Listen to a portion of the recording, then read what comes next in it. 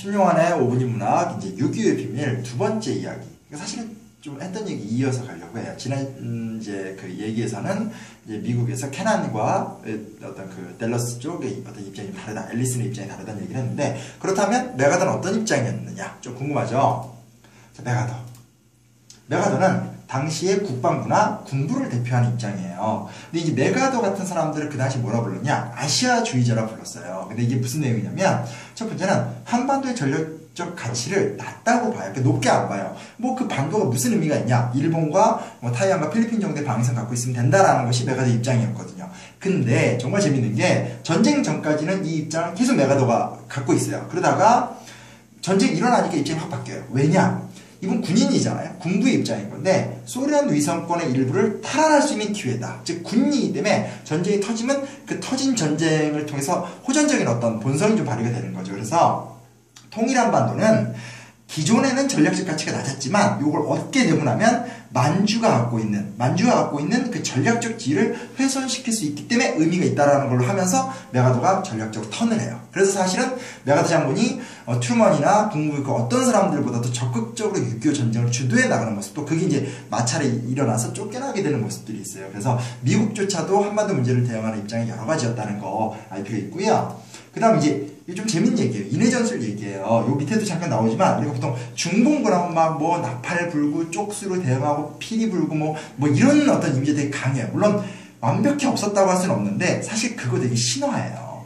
보세요. 자, 허구에 근접한 상상력 이런 말을 썼어요. 이런 말이 왜 나오게 됐냐? 그러니까 인해전술, 뭐 이렇게 떼거리로 하는 어떤 그런 말이 왜 나오게 됐냐면, 장진호 전투라는 전투가 있어요. 이게 북한 지역의 장진호라는 데서 미군과 중공군이 아주 대거 격돌했던 사건인데, 그 당시에 이제 그때 이제 중공군이라 불렀으니까 이제 중국군 한 4만여 명이 죽고 미군도 17,000명 정도가 죽었던 대규모의 전투였었는데, 그 전투에서의 어떤 그 괴멸적인 패배가 얘네는 정말 숫자로 승부한다, 어떤 이런 어떤 환상을 좀 만들어냈는데 전혀 그렇지 않아요. 왜냐면 당시 중국군은 기본적으로 첫 번째는 화북 지역에서 일본군을 혼란에 빠뜨린 부대예요. 그러니까 그 일본이 중일전쟁을 일으켜서 이제 어떤 중국을 침략해 나갈 때 국민당군이 패퇴할 때 그 뒤에 숨어서 해방군을 열면서 아주 조직적으로 일본군을 혼란에 빠뜨렸던 부대고, 장제스의 국민당 정부는 당시 이제 그 2차 세계대전 이후지만 미국의 지원을 받으면서 당시 최고급 무기를 갖고 있었던 부대인데, 이 장제스의 국민당 정부를 괴멸시키고 타양으로 쭉 까낸 부대예요. 그러니까 중국군을 굉장히 이렇게 무식하고 쪽수로 상대하는 이런 거는 상당히 뭐라 하더라, 이 중국군에 대해서 모르고 하는 소리라는 거죠. 그걸 좀 보실 필요 있고요. 그 다음에 마지막 얘기입니다. 제한전이에요. 리미티드 워, 6.25는 이제 국제적 관점에서 제한전, 그러니까 제한된 범위 내에서만 전쟁을 하는 것이다, 뭐 이런 어떤 의미가 커요. 왜냐면 이 전쟁이 심해지면 3차 세계대전이 될 수 있기 때문에. 그래서 요 대통령이 트루먼 대통령이죠. 우리 6.25 전쟁에 직접 개입을 결정하신 분이기도 하고 휴전을 결정한 분이기도 한데, 좀 재밌는 얘기가 있어요. 뭐냐면 제한전의 개념은 세계대전을 피한다는 거예요. 그래서 전쟁은 딱 한반도 안에서만 한다는 거죠. 하지만 소련의 도전에 대해서는 단호히 격퇴하겠다라는 게 제한전의 개념인데, 이대로 이제 돌아갈 수가 없어요. 그래서 하지만 이런 말이 나오죠.